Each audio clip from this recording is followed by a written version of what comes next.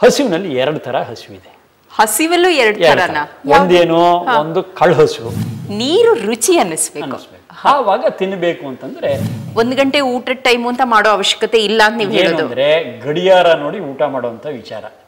ಆದ್ರೆ ಇಲ್ಲಿ ಹೇಳೋದು ಜೀರ್ಣಾಹಾರದ ಲಕ್ಷಣವನ್ನು ನೋಡಿ ಊಟ ಮಾಡ್ತಕ್ಕಂಥ ವಿಚಾರ.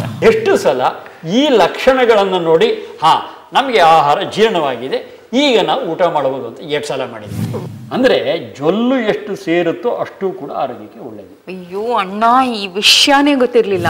ಆಮೇಲೆ ನಿಂತು ಊಟ ಮಾಡುವುದೇ ಇವತ್ತು ಪರಿಪಾಠ ಆಗಿದೆ. ಇದು ಎಷ್ಟು ಸರಿ? ಊಟ ಮಾಡಿದಾಗ ಏನು ಸಮಾಧಾನ ಇರುತ್ತೆ, ಅದು ನಿಂತು ಮಾಡಿದಾಗ ಆಗೋದಿಲ್ಲ. ಒಂದು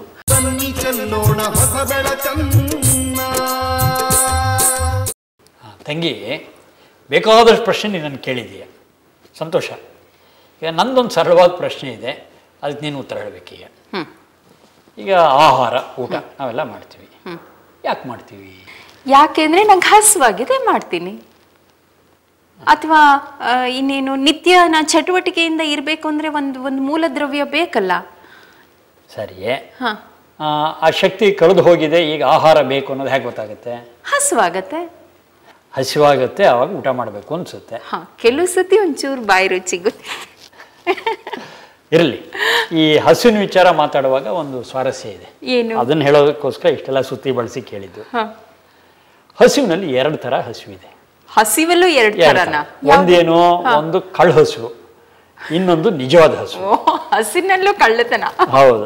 ಈಗ ನೀವು ಹೇಳಿದಿಲ್ಲ ಬಾಯಿ ಚಪ್ಪಳಿಗೆ ತಿನ್ನೋದು, ಅದು ಕಳ್ಳ ಹಸಿವು ಲೆಕ್ಕಕ್ಕೆ ಸೇರುತ್ತೆ. ನಿಜವಾದ ಹಸಿವು ಬೇರೆ ಇದೆ. ಆದರೆ ಬಹಳಷ್ಟು ಸಲ ನಮ್ಗೇನಾಗಿದೆ, ಈ ನಿಜವಾದ ಹಸಿವು ಯಾವುದು ಅನ್ನೋದನ್ನ ಗುರುತಿಸ್ಕೊಳ್ಳೋದ್ರಲ್ಲಿ ಸೋತುಬಿಟ್ಟು ಕಳ್ಳ ಹಸುವಿಗೆ ತಿಂದು ತಿಂದು ತಿಂದು ರೋಗಗಳನ್ನ ತಂದ್ಕೋತೀವಿ. ಮಧ್ಯಪ್ರದೇಶ ಬಹಳ ಸೊಂಪಾಗಿದೆ.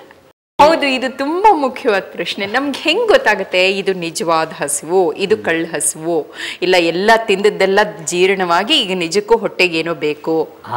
ಅದನ್ನೇ ಹೇಳಕ್ ಹೊಂಟಿದ್ದು. ಮೊದಲು ತಿಂದಂತ ಆಹಾರ ಜೀರ್ಣವಾಗಿರುವಾಗ ತಿನ್ಬೇಕು ಅನ್ಸಿದ್ರೆ ಅದು ನಿಜವಾದ ಹಸಿವು. ಮುಂದಿನ ಪ್ರಶ್ನೆ ಏನು? ಮೊದಲು ತಿಂದಂತ ಆಹಾರ ಜೀರ್ಣವಾಗಿದೆ ಅನ್ನೋದಕ್ಕೆ ಏನ್ ಗುರುತು? ಹೇಗೆ ಗೊತ್ತಾಗತ್ತೆ? ಇದು ವೇದಿಗಳ ಆಧಾರದ ಮೇಲೆ ಬೆಳೆಯಿರ್ತಕ್ಕಂತಹ ಆಯುರ್ವೇದ ಇದೆಯಲ್ಲ, ಅದರಲ್ಲಿ ಬಹಳ ಅದ್ಭುತವಾದಂಥ ಒಂದು ವಿವರಣೆ ಕೊಡ್ತಾರೆ ಇದಕ್ಕೆ.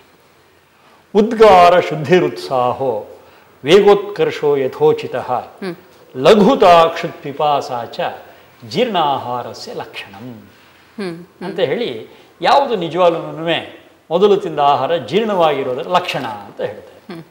ಉದ್ಗಾರ ಶುದ್ಧಿ. ಉದ್ಗಾರ ಅಂತಂದ್ರೆ ಉಸಿರು ಅಂತಾನ ಆಗ್ಬೋದು, ಅಥವಾ ತೇಗು ಅಂತ ಬೇಕಾದ್ರೂ ಆಗ್ಬೋದು. ಅದು ಶುದ್ಧವಾಗಿರ್ಬೇಕು. ಅಂದ್ರೆ ನಮ್ಮ ಉಸಿರಾಟದಲ್ಲಿ ಯಾವುದೇ ತರಹದ ವಾಸನೆ ಇರಬಾರ್ದು, ಒಂದು. ಎರಡನೇದು, ನಾವು ಮೊದಲು ತಿಂದಂತ ಆಹಾರ ಇದೆಯಲ್ಲ, ತೇಗು ಬಂದಾಗ ಆ ಆಹಾರದ್ದು ಕಮುರು ತೇಗು ಅಂತ ಕರಿತೀವಿ. ಆಹಾರದ ವಾಸನೆ ತೆಗೆಲ್ ಬರ್ತದೆ, ಅದು ಬರಬಾರ್ದು. ತೇಗು ಶುದ್ಧವಾಗಿರ್ಬೇಕು. ಉದ್ಗಾರ ಶುದ್ಧಿ, ಉದ್ಗಾರ ಶುದ್ಧಿ. ಆಮೇಲೆ ಉತ್ಸಾಹ ಅಂತಾರ ಲವಲವಿಕೆಯಾಗಿ, ಅಯ್ಯೋ ಮಾಡ್ಬೇಕಪ್ಪ ಅಂದೇನೇನೆ ಮಾಡ ಅನ್ನತಕ್ಕಂಥ ಒಂದು ಉತ್ಸಾಹ ಲವಲವಿಕೆ ಇರಬೇಕು. ವೇಗೋತ್ಕರ್ಷೋ ಯಥೋಚಿತ ಅಂದ್ರೆ ಈ ಶರೀರದಲ್ಲಿ ಆಹಾರ ಜೀರ್ಣವಾದಾಗ ಅನೇಕ ಮಲಗಳು ಉತ್ಪತ್ತಿ ಆಗುತ್ತೆ. ಆ ಕೊಳೆಗಳು ಏನಿದೆ ಅದಕ್ಕೆ ವೇಗ ಅಂತ ಕರೀತಾರೆ. ಅವೆಲ್ಲವೂ ಕೂಡ ಕಾಲ ಕಾಲಕ್ಕೆ ಶರೀರದ ಹೊರಕ್ಕೆ ಹೋಗಿರ್ಬೇಕು. ತಿಂದಿದೀವಪ್ಪ, ನಾವು ಹೊರಗಡೆ ಹೋಗಿ 2 ದಿವಸ ಆಯಿತು, ಮಲಬದ್ಧತೆ ಅನ್ನುವಂಥ ವಿಚಾರ ಇದ್ದರೆ ನಾವು ತಿಂದ ಆಹಾರ ಜೀರ್ಣ ಆಗಿಲ್ಲ ಅಂತ ಅರ್ಥ. ವೇಗೋತ್ಕರ್ಷೋ ಯಥೋಚಿತ. ಲಘುತ. ಲಘುತ ಅಂತಂದ್ರೆ ಹಗುರವಾಗಿರ್ತಕ್ಕಂಥದ್ದು. ಶರೀರ ಹಗುರವಾಗಿರ್ಬೇಕು. ನಮಗೆ ತಿಂದ ಆಹಾರ ಸರಿಯಾಗಿ ಜೀರ್ಣವಾಗಿಲ್ಲ ಅಂದ್ರೆ ಮೈ ಒಂಥರ ಏನೋ ಭಾರ, ಜಾಡ್ಯ ಅನ್ನಿಸ್ತೈತೆ, ಜಡತ್ವ. ಹಾಗೆ ಹಿಂದೆ ಇರತಕ್ಕಂಥದ್ದು ಲಘುತ ಅಂತ. ಆಮೇಲೆ ಅದೇ ನೀರಿನ ವಿಚಾರ ಹೇಳ್ತದಲ್ಲ, ಅದಕ್ಕೆ ಪಿಪಾಸ ಅಂತ. ಪಿಪಾಸ ಅಂತಂದ್ರೆ ಆ ನೀರಿನ ರುಚಿಯನ್ನು ಕೂಡ ಅನುಭವಿಸ್ತಕ್ಕಂಥ ಒಂದು ಸ್ಥಿತಿ. ಕ್ಷುತ್ ಅಂತಂದ್ರೆ ಇಂತಹ ಸನ್ನಿವೇಶದಲ್ಲಿ ನಮಗೆ ಹಸಿವು ಅನ್ನೋದು ಉಂಟಾದರೆ ಜೀರ್ಣಾಹಾರಸ್ಯ ಲಕ್ಷಣ. ಹಿಂದೆ ತಿಂದಂಥ ಆಹಾರ ಜೀರ್ಣವಾಗಿದೆ, ಈಗ ಆಹಾರ ತೊಳೋದಕ್ಕೆ ಸರಿಯಾದಂಥ ಸಮಯ ಅಂತ. ಒಂದು ನಿಮಿಷ ಇದನ್ನು ಮನನ ಮಾಡ್ಕೊಂಡ್ಬಿಡ್ತೀನಿ. ಮೊದಲು ಉಸಿರಿನಲ್ಲಿ ಉದ್ಗಾರ ಶುದ್ಧಿ, ತೇಗು ಶುದ್ಧವಾಗಿರ್ಬೇಕು, ಉಸಿರು ಶುದ್ಧವಾಗಿರ್ಬೇಕು, ಉತ್ಸಾಹ ಇರಬೇಕು, ಮೈ ಭಾರ ಅನ್ನಿಸ್ಬಾರ್ದು. ಆಮೇಲೆ ವೇಗೋತ್ಕರ್ಷೋ ಯಥೋಚಿತ ಅಂದ್ರೆ ಶರೀರದ ಕೊಳೆಗಳು ಸಮಯಕ್ಕೆ ಸರಿಯಾಗಿ ಆಚೆಗೆ ಹೋಗಿರ್ಬೇಕು. ಮತ್ತೆ ಇನ್ನೊಂದೇನು ಹೇಳಿ, ನೀರು ರುಚಿ ಅನ್ನಿಸ್ಬೇಕು. ಆವಾಗ ತಿನ್ನಬೇಕು ಅಂತಂದ್ರೆ ಹಿಂದೆ ತಿಂದ ಆಹಾರ ಜೀರ್ಣವಾಗಿದೆಯಪ್ಪ, ಈಗ ಆಹಾರ ತಗೊಳ್ಳೋದಕ್ಕೆ ವಿ ಆರ್ ಎಲಿಜಿಬಲ್ ಅಂತ. ಹಾಗಿದ್ರೆ ಇವಾಗ ನಮ್ಮಲ್ಲೆಲ್ಲ ಈಗ ನಾವು ನಿತ್ಯ ಪರಿಪಾಠವಾಗಿ ಬಂದಿರುವಂಥದ್ದು ಸಮಯಕ್ಕೆ ಸರಿಯಾಗಿ ಇದು ಮಾಡಬೇಕು. 9 ಗಂಟೆಗೆ ತಿಂಡಿ ತಿನ್ಬಿಡೋದು, ಮಧ್ಯಾಹ್ನ 1 ಗಂಟೆಗೆ ಊಟ ಮಾಡಿಬಿಡೋದು. ಅಲ್ಲಿಗೆ ಹಂಗಂದ್ರೆ ಈಗ ಈ ಯಾವುದು ಏನು ನಮಗೆ ಸೂಚನೆಗಳು ಇಲ್ಲದೆ ಇದ್ರೆ 1 ಗಂಟೆ ಊಟದ ಟೈಮು ಅಂತ ಮಾಡೋ ಅವಶ್ಯಕತೆ ಇಲ್ಲ ಅಂತ ನೀವು ಹೇಳೋದು. ಅಂದ್ರೆ ಗಡಿಯಾರ ನೋಡಿ ಊಟ ಮಾಡುವಂತ ವಿಚಾರ. ಆದ್ರೆ ಇಲ್ಲಿ ಹೇಳೋದು ಜೀರ್ಣಾಹಾರದ ಲಕ್ಷಣವನ್ನು ನೋಡಿ ಊಟ ಮಾಡ್ತಕ್ಕಂಥ ವಿಚಾರ. ಅಂದ್ರೆ ನಮ್ಮ ಆರೋಗ್ಯ ಚೆನ್ನಾಗಿದ್ದರೆ ಅದು ಮತ್ತೆ ಈ ಸಮಯ ಕೂಡ ಬಹುಮಟ್ಟಿಗೆ ಹೊಂದತ್ತೆ. ಆದ್ರೆ ಆರೋಗ್ಯದಲ್ಲಿ ವ್ಯತ್ಯಾಸ ಆಗಿದ್ದಾಗ ಏನಾಗುತ್ತೆ, ಈ 9 ಗಂಟೆ 1 ಗಂಟೆಗೆ ಹಸಿವಾಗಬೇಕು ಅಂತಿಲ್ಲ. ಅಂತ ಟೈಮಲ್ಲಿ ಬಹುಶಃ 9 ಗಂಟೆ 1 ಗಂಟೆನ ಬಿಟ್ಟು ಹಸಿವಾದಾಗ ತಗೊಳ್ತಕ್ಕಂಥದ್ದು ಉತ್ತಮ. ಆದರೆ ಅದಕ್ಕೆ ನಮ್ಮ ಜೀವನ ಶೈಲಿ ನಾವು ಏನೇನೋ ಗಂಟು ಹಾಕೊಂಡಿರ್ತೀವಲ್ಲ ಅದ್ರ ಮಧ್ಯೆ ಸರಿಯಾದ ಅವಕಾಶ ಆಗ್ಬೇಕಷ್ಟೇ. ಅಂದ್ರೆ ಇದು ಆಹಾರ ಯಾವಾಗ ಅಂದರೆ ನಿಜವಾದ ಹಸಿವಾದಾಗ, ಯಾವಾಗ ಮೊದಲು ತಿಂದ ಆಹಾರ ಜೀರ್ಣವಾಗಿರುತ್ತೆ ಆವಾಗ ನಿಜವಾದ ಹಸುವಿನ ಗುರುತಿಸ್ಕೊಂಡು ಮಾಡೋದು ಅಂತ. ಈ ಒಂದು ಪ್ರಶ್ನೆ. ನಮಗೂ ಇಷ್ಟೆಲ್ಲ ವಯಸ್ಸಾಯಿತು, ಬೇಕಾದ ಹಾಗೆ ಊಟ ಮಾಡಿದ್ವಿ, ಬೇಕಾದ ಸಲ ಊಟ ಮಾಡಿದ್ವಿ. ಎಷ್ಟು ಸಲ, ಪ್ರಾಮಾಣಿಕವಾಗಿ ಉತ್ತರ ಹೇಳಬೇಕು, ಎಷ್ಟು ಸಲ ಈ ಲಕ್ಷಣಗಳನ್ನು ನೋಡಿ ನಮಗೆ ಆಹಾರ ಜೀರ್ಣವಾಗಿದೆ ಈಗ ನಾವು ಊಟ ಮಾಡಬಹುದು ಅಂತ ಎಷ್ಟು ಸಲ ಮಾಡಿದ್ದೀವಿ? ಖಂಡಿತ ಇಲ್ಲ. ಮತ್ತೆ ಆರೋಗ್ಯ ಚೆನ್ನಾಗಿರ್ಬೇಕು, 3 ಕಾಲ ಬಾಳ್ಬೇಕು, ಕೇಳಕ್ಕೇನು ಕಳ್ಕೋಬೇಕು ಅದನ್ನು ಅನುಸರಿಸ್ಬೇಕು. ಇದೆಲ್ಲ ವಿಚಾರ ಮನಸ್ಸಿನಲ್ಲಿ ಇಟ್ಕೊಂಡು ಅಟ್ಲೀಸ್ಟ್ ಈಗಂತೂ ಗೊತ್ತಾಯ್ತಲ್ಲ, ಇನ್ನು ಮುಂದಕ್ಕಾದ್ರೂ ಮೊದಲು ತಿಂದ ಆಹಾರ ಜೀರ್ಣವಾಗಿರೋದನ್ನ ಗುರುತಿಸ್ಕೊಂಡು ಆಹಾರ ತಗೊಂಡು ಒಳ್ಳೇದು. ಇನ್ನು ಮುಂದಿಂದೇನು ಅಂತಂದ್ರೆ ಎಷ್ಟು ಆಹಾರ ತಿನ್ಬೇಕು ಅಂತ, ಇದು ಕೂಡ ಅಷ್ಟೇ ಮುಖ್ಯ. ಇದಕ್ಕೆ ಮಿತಭುಕ್ ಅಂತ ಹೇಳಿ ಒಂದು ಮಾತನ್ನು ಹೇಳ್ತಾರೆ. ಮಿತವಾಗಿ ಆಹಾರದ ಸೇವನೆ ಮಾಡಬೇಕು. ಈ ಮಿತ ಅನ್ನೋದನ್ನ ಹೇಗೆ ಗುರುತು ಹಾಕೊಳ್ಳೋದು, ಇದು ಕೂಡ ಒಂದು ವಿಮರ್ಶೆ ಮಾಡಿ ಪರಿಶೀಲನೆ ಮಾಡಿ ಪರೀಕ್ಷೆ ಮಾಡ್ಕೊಳ್ಬೇಕಾದಂಥ ವಿಚಾರ. ಅಂದ್ರೆ ಏನು ಅಳತೆಗೋಲು, ಒಬ್ಬೊಬ್ಬರಿಗೆ ಒಂದೊಂದು ಅಳತೆಗೋಲು ಇರ್ಬೋದಲ್ವಾ? ಅಂದ್ರೆ ಅವರವರ ಒಂದು ಹೊಟ್ಟೆಯ ಅಳತೆ ಇರುತ್ತಲ್ಲ, ಆ ಅಳತೆಯ ಅರ್ಧ ಭಾಗವನ್ನ ಗಟ್ಟಿ ಪದಾರ್ಥದಿಂದ ತುಂಬಿಸ್ಬೇಕು. ಅರಹೊಟ್ಟೆ, ಈ ಮೂಗ್ಮಟ್ಟ ತಿನ್ನೋದು ಅಂತಾರಲ್ಲ ಅದಲ್ಲ, ಅರಹೊಟ್ಟೆ. ಇನ್ನು ಅರ್ಧ ಹೊಟ್ಟೆ ಇರುತ್ತಲ್ಲ ಅದರಲ್ಲಿ ಅರ್ಧ ಅಂದ್ರೆ ಕಾಲು ಭಾಗವನ್ನ ದ್ರವ ಆಹಾರ ಅದರಿಂದ ಭರ್ತಿ ಮಾಡಬೇಕು. ಇನ್ನು ಕಾಲು ಭಾಗ ಏನಿರುತ್ತೆ ಅದು ಗಾಳಿ ಓಡಾಡಕ್ಕೆ ಬಿಡಬೇಕು. ಈ ತರಹದ ಒಂದು ಲೆಕ್ಕಾಚಾರದಲ್ಲಿ ಘನ ಆಹಾರ, ದ್ರವ ಆಹಾರ ಮತ್ತು ಖಾಲಿ ಜಾಗ, ಈ ರೀತಿ ನಾವು ಆಹಾರ ತಗೊಂಡಾಗ ಆಹಾರ ಚೆನ್ನಾಗಿ ಜೀರ್ಣ ಆಗುತ್ತೆ. ಇದು ಆರೋಗ್ಯದ ರಹಸ್ಯ. ಸಾಧಾರಣವಾಗಿ ಯಾರು ದೀರ್ಘಾಯುಗಳಾಗಿದ್ದಾರೆ ಅವ್ರು ಎಲ್ಲರೂ ಕೂಡ ಅರಹೊಟ್ಟೆ ಅಥವಾ ಇನ್ನ ಒಂದು ತುತ್ತು ಬೇಕು ಅನ್ನುವಾಗ ಊಟ ನಿಲ್ಲಿಸ್ತಕ್ಕಂಥ ಅಭ್ಯಾಸದಲ್ಲಿ ಇರ್ತಕ್ಕಂಥ. ಇವತ್ತು ಅಣ್ಣ ಇದೆ ಸ್ಪಷ್ಟವಾಗಿ ಅರ್ಥ ಆಯ್ತು. ಅಂದ್ರೆ ಮನೇಲೆಲ್ಲ ಇನ್ನೂ ಒಂದ್ ಸ್ವಲ್ಪ ಬೇಕು ಅನ್ನೋವಾಗ್ಲೇ ಹೇಳ್ಬೇಕು, ಗಂಟು ಬಿರಿಯ ತಿನ್ನೋದಲ್ಲ ಅಂತ ಹೇಳ. ಅದಕ್ಕೆ ಎಷ್ಟು ಅನ್ನೋದು ಇದು ಉತ್ತರ ಆಯ್ತು. ಆಮೇಲೆ ಇನ್ನೊಂದು ಅಷ್ಟೇ ಮುಖ್ಯವಾಗಿರ್ತಕ್ಕಂಥ ಪ್ರಶ್ನೆ ಅಂತಂದ್ರೆ ಹೇಗೆ ತಿನ್ಬೇಕು ಅಂತ. ಅಲ್ಲಿ ಆಹಾರ ಯಾಕೆ, ಯಾವಾಗ, ಎಷ್ಟು ಆಯ್ತು, ಈಗ ಹೇಗೆ ತಿನ್ಬೇಕು. ಇವತ್ತಂತೂ ನಾವೇನಾಗುತ್ತೆ, ಏನೋ ಪುಸ್ತಕ ಹಿಡ್ಕೊಂಡು ಅಥವಾ ಇನ್ನೇನೋ ನೋಡ್ಕೊಂಡು ಏನೋ ತಿಂತಾ ಇರ್ತೀವಿ ಅಷ್ಟೇನೆ. ಅಂದ್ರೆ ಒಂದು ಚೀಲಕ್ಕೆ ಏನೋ ತುಂಬೋದ ಹಾಗೆ, ಆ ಚೀಲಕ್ಕೆ ತುಂಬೋದ ಹಾಗೆ ತಿಂತಕ್ಕಂಥದ್ದಿಲ್ಲ, ಅದು ತಿನ್ನುವ ಕ್ರಮ ಅಲ್ಲ. ಚೆನ್ನಾಗಿ ಹಾಕ್ಕೊಂಡು ತಿನ್ಬೇಕು, ಜಕ್ಕೊಂಡು ತಿನ್ಬೇಕು, ಅಗೆದು ತಿನ್ನು ಅಂತ. ಎಷ್ಟು ನಾವು ಅಗೆದು ತಿಂತೀವೋ ಅಷ್ಟು ಆರೋಗ್ಯಕ್ಕೆ ಒಳ್ಳೇದು. ಒಂದು ವಿಚಾರ ನೆನಪಿರ್ಬೇಕು, ಇಲ್ಲಿ ಅಯೋದ್ರ ಉದ್ದೇಶ ಬಂದಿದ್ದೇನೆ ಆ ಗಟ್ಟಿ ಪದಾರ್ಥ ಅದನ್ನ ಮೆದು ಮಾಡಬೇಕು ಅನ್ನೋದಲ್ಲ, ಜೊಲ್ಲು ಸೇರ್ಬೇಕು ಅಂತ. ನಮ್ಮ ಜೊಲ್ಲು ನಮ್ಮ ಆಹಾರದ ಜೊತೆಗೆ ಎಷ್ಟು ಸೇರುತ್ತೆ ಅಷ್ಟು ಚೆನ್ನಾಗಿ ಜೀರ್ಣ ಆಗುತ್ತೆ. ಭಗವಂತ ನಮಗೆ ಕೊಟ್ಟಿರ್ತಕ್ಕಂತಹ ಅದ್ಭುತವಾದಂತಹ ಔಷಧಿ ಜೊಲ್ಲು, ಔಷಧಿ ಫ್ರೀ.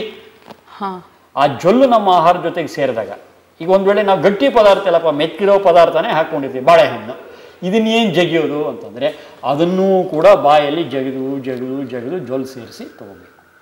ಹಾಲು ಜಗಿಯಕ್ಕೇನು ಇಲ್ವ, ಸುಮ್ಮನೆ ಗಡಕ್ಕಂತ ಕುಡಿತ, ಹಾಲನ್ನು ಕೂಡ ಬಾಯಲ್ಲಿ ಇಟ್ಕೊಂಡು ಆಡಿಸಿ ಜೊಲ್ಲು ಸೇರಿಸಿ ತಗೊಳ್ಬೇಕು. ಅಂದರೆ ಜೊಲ್ಲು ಎಷ್ಟು ಸೇರುತ್ತೋ ಅಷ್ಟು ಕೂಡ ಆರೋಗ್ಯಕ್ಕೆ ಒಳ್ಳೆಯದು. ಅಯ್ಯೋ ಅಣ್ಣ, ಈ ವಿಷಯನೇ ಗೊತ್ತಿರಲಿಲ್ಲ. ಇದು ಎಷ್ಟರ ಮಟ್ಟಿಗೆ ಅಂತಂದರೆ ಈ ಜೀರ್ಣಾಂಗದ ಇದೆಯಲ್ಲ, ಅಂದ್ರೆ ಈ ಅನ್ನನಾಳದಿಂದ ಹಿಡಿದು ಕೊನೆವರೆಗೂ ಕಂಪ್ಲೀಟ್, ಆ ಎಲ್ಲೇ ಯಾವುದೇ ತರಹದ ತೊಂದರೆ ಇದ್ರೂ ಕೂಡ ಭಗವಂತ ಕೊಟ್ಟಿರ್ತಕ್ಕಂಥ ಫ್ರೀ ಔಷಧಿ ಜೊಲ್ಲು. ಈ ಜೊಲ್ಲನ್ನು ನಾವು ಸರಿಯಾಗಿ ಬಳಸ್ಕೊಂಡಿದ್ದಾದರೆ ಸಾಧಾರಣ ಜೀರ್ಣಾಂಗಗಳ ಯಾವ ತೊಂದರೆಯೂ ನಮಗೆ ಬರೋದಿಲ್ಲ. ಬಂತು ಅಂತಂದರೆ ಜೊಲ್ಲನ್ನು ಸರಿಯಾಗಿ ಬಳಸ್ಕೊಂಡಿಲ್ಲ ಅಂತ ಅರ್ಥ. ಆದ್ದರಿಂದ ಹೇಗೆ ಆಹಾರವನ್ನು ತಗೊಳ್ಬೇಕು ಅನ್ನುವಾಗ ಒಂದು ಚೆನ್ನಾಗಿ ಅಗಿದು ಜಗಿದು ತಗೋಬೇಕು, ಈ ವಿಚಾರ ಬರುತ್ತೆ. ಅಂದ್ರೆ ಚೆನ್ನಾಗಿ ಅಗಿದು ಜಗಿದು ತಿನ್ಬೇಕು ಅಂದ್ರೆ ಅವಸರದಲ್ಲಿ ಎಂತದೋ ಹಿಂಗೆ ಮುಕ್ಕು ಹೋಗೋದು ಅದಲ್ಲ. ಈ ಹೇಗೆ ಅನ್ನುವಾಗ ಅದರ ಜೊತೆಗೆ ಇನ್ನೊಂದು ಪ್ರಶ್ನೆ ಬರುತ್ತೆ. ತಗೊಳ್ಳುವಾಗ ಮನಸ್ಸು ಸಮಾಧಾನವಾಗಿರ್ಬೇಕು. ಹೇಳಿದ್ರೆ ಗಬ ಗಬ ಅಥವಾ ಏನೋ ಟೆನ್ಷನ್ನು, ಏನೋ ದುಃಖ, ಏನೋ ಕೋಪ, ಏನೋ ರೋಷ, ಈ ಥರದ ಸನ್ನಿವೇಶ ಆಹಾರ ತಗೊಂಡೇನಾಗುತ್ತೆ ಸರಿಯಾಗಿ ಜೀರ್ಣ ಆಗೋದಿಲ್ಲ. ಸಮಾಧಾನವಾಗಿ ನಿಧಾನವಾಗಿ ಚೆನ್ನಾಗಿ ಅಗಿದು ಜಗಿದು ತಿಂದರೆ ಚೆನ್ನಾಗಿ ಜೀರ್ಣ ಆಗುತ್ತೆ. ಈಗ ಇಲ್ಲೇ ಒಂದು ತುಂಬಾ ಮುಖ್ಯವಾದ ಪ್ರಶ್ನೆ, ಈಗ ನಿಂತು ತಿನ್ನಬೇಕಾ ಅಥವಾ ತುಂಬಾ ಬಾಲಿಶ ಅಂತ ಅನ್ನಿಸ್ಬಹುದು. ಈಗ ಸಾವಧಾನವಾಗಿ ಮನೆಯಲ್ಲಿ ಎಲ್ಲ ಕೂತ್ಕೊಂಡು ಆರಾಮಾಗಿ ಎಲೆನೋ ತಟ್ಟೆನೋ ಹಾಕಿ ನೀರಿಟ್ಟು ಇದೆಲ್ಲ ಅದು ಹೊಟ್ಟೋಗಿದೆ. ಈಗ ಸುಮ್ಮನೆ ನಿಂತ್ಕೊಂಡು ಎರಡು ಹಿಂಗಿಂಗ್ ಅನ್ಬಿಟ್ಟು ಹೋಗೋದು, ಎಲ್ಲಾ ಕಡೆ ಬಫೆ ಸಿಸ್ಟಮ್. ಆಮೇಲೆ ನಿಂತು ಊಟ ಮಾಡುವುದೇ ಇವತ್ತು ಪರಿಪಾಠ ಆಗಿದೆ. ಇದು ಎಷ್ಟು ಸರಿ? ಊಟ ಮಾಡಿದಾಗ ಏನು ಸಮಾಧಾನ ಇರುತ್ತೆ ಅದು ನಿಂತು ಮಾಡಿದಾಗ ಆಗೋದಿಲ್ಲ. ಒಂದು ಕೆಳಗೆ ಕೂತು ಮುಂದೆ ನಾವು ತಟ್ಟೆ ಇಟ್ಕೊಂಡು ಊಟ ಮಾಡೋದಾಗತ್ತೆ, ಹೀಗೆ ಬಗ್ಗಿ ಹೀಗೆ ತಿನ್ಬೇಕಾಗತ್ತೆ. ಹೌದು. ಆ ಬಗ್ಗಿ ತಿನ್ನೋವಾಗ ಏನಾಗತ್ತೆ, ಈ ಹೊಟ್ಟೆ ಭಾಗ ಒಂದ್ ಸ್ವಲ್ಪ ಅದುಮುದು ಹಾಗಾಗತ್ತೆ. ಹೌದು. ಹೊಟ್ಟೆ ಬಿರಿಯ ತಿನ್ನೋದಕ್ಕಾಗೋದಿಲ್ಲ. ನಿಂತ್ಕೊಂಡು ತಿಂದಾಗ ಏನಾಗುತ್ತೆ, ಇಲ್ಲಿ ಏನು ಒತ್ತಡ ಇರಲ್ಲ, ಇಲ್ಲಿವರೆಗೂ ತಿನ್ಬಹುದು. ಅಂದ್ರೆ ಇಂಡೈರೆಕ್ಟ್ ಆಗಿ ಅಪರೋಕ್ಷವಾಗಿ ನಾವು, ಅಂದ್ರೆ ಇಂಡೈರೆಕ್ಟ್ ಆಗಿ ಅಂದ್ರೆ ಪರೋಕ್ಷವಾಗಿ ನಾವು ಹೊಟ್ಟೆಗೆ ಎಷ್ಟು ಬೇಕೋ ಅದೇ ಅರ ಹೊಟ್ಟೆ ಅಂತ ಹೇಳಿದ್ರೆ ಅಷ್ಟು ತಗೊಳ್ಳೋದಕ್ಕೆ ಕೂತ್ಕೊಂಡು ಬಗ್ಗಿ ಊಟ ಮಾಡೋದ್ರಿಂದ ಅನುಕೂಲ ಆಗುತ್ತೆ. ಅದಕ್ಕೆ ಬಹುಶಃ ಹಿಂದಿನ ಕಾಲದಲ್ಲಿ ಹೀಗೆ ಕೂತು ಊಟ ಮಾಡೋದು ಒಳ್ಳೆ ಪದ್ಧತಿ ಅಂತ ಹೇಳ್ತಾ ಇದ್ರು. ಕಾರಣ ಹೊಟ್ಟೆ ನೀವು ಹೇಳಿದಂಗೆ ಇನ್ನೂ ಹಿಂಜತ್ತೆ, ಹಾಗಾಗಿ ತೆಗೆದುಕೊಳ್ಳುವಂತಹ ಪ್ರಮಾಣ ತುಂಬಾ ಕಡಿಮೆ ಆಗುತ್ತೆ. ಅದು ಒಂದು ವಿಧಾನ ಅದು. ಆದರೆ ಅದು ಅಷ್ಟರಿಂದಲೇ ಆಗುತ್ತೆ ಅಂತಲ್ಲ, ನಾವು ಕಾನ್ಷಿಯಸ್ ಆಗಿ ಅಂದ್ರೆ ಅರಿವಿನಿಂದ ನಾನು ಇಷ್ಟೇ ಆಹಾರ ತಗೋಬೇಕು ಅಂತ ತಗೊಳ್ಳೋದಿದೆಯಲ್ಲ, ಅದು ಯಾವತ್ತೂ ಉತ್ತಮವಾಗಿರ್ತಕ್ಕಂಥದ್ದು, ತಿಳಿದು ಅರಿತು ಮಾಡ್ತಕ್ಕಂಥ. ಆಮೇಲೆ ಎಲ್ಲಿ ಅನ್ನೋದು ಬೇರೆ ಒಂದು ಪ್ರಶ್ನೆ, ಎಲ್ಲಿ ತಗೋಬೇಕು ಆಹಾರ. ಅದಕ್ಕೆ ಇದೇ ಆಯುರ್ವೇದ ಶಾಸ್ತ್ರದಲ್ಲಿ ಇನ್ನೊಂದು ಕಡೆ ಹೇಳ್ತಾರೆ, ಅದು ಎಲ್ಲಿ ತುಂಬ ಜನಜಂಗಳಿ ಇರುತ್ತೆ, ಧೂಳು ಕಚಡ ಇರುತ್ತೆ, ಇಂಥ ಕಡೆ ತಗೋಬೇಡಿ, ಅದು ಆರೋಗ್ಯಕರ ಅಲ್ಲ. ಮತ್ತೆ ಮದ್ವೆ ಮನೆ ಸಮಾರಂಭ ಎಲ್ಲ ಜನಜಂಗಳಿ ಇರುತ್ತೆ, ಹೋಟೆಲ್ ಅಲ್ಲಿ ಸಿಕ್ಕಾಪಟ್ಟೆ ಜನ ಇರ್ತಾರೆ, ಅಲ್ಲೇ ಹೋಟೆಲ್ ವಿಚಾರ ನಾನು ಹಿಂದಿನ ಸಂಚಿಕೆಯಲ್ಲೇ ಹೇಳಿದ್ದೆ. ಅಂದ್ರೆ ಆಹಾರವನ್ನ ಮಾರಾಟ ಮಾಡ್ತಕ್ಕಂಥ ಬಿಟ್ಬಿಡೋಣ. ಆದ್ರೂ ಕೂಡ ಎಲ್ಲಿ ಜನಜಂಗಳಿ ಇಲ್ಲ, ಧೂಳು ಕಚಡ ಇಲ್ಲ ಅಂತ ಕಡೆ ಶುಭ್ರವಾಗಿರ್ತಕ್ಕಂಥ ಶುಚಿಯಾಗಿರ್ತಕ್ಕಂಥ ಪ್ರದೇಶದಲ್ಲಿ ತಗೊಳ್ತಕ್ಕಂಥದ್ದು ಕ್ಷೇಮ ಅಂತ. ಇದೆಲ್ಲ ಒಂದು ಲೆಕ್ಕಕ್ಕೆ ಸಾಧಾರಣವಾಗಿ ಎಲ್ರಿಗೂ ಅರ್ಥ ಆಗ್ತಕ್ಕಂಥ ಹೌದಪ್ಪ ಅಂತ ಎಲ್ಲರೂ ಅಂತಕ್ಕಂಥ ವಿಚಾರ ಇಲ್ಲಿವರೆಗೂ ಹೇಳಿದ್ದಾಯ್ತು.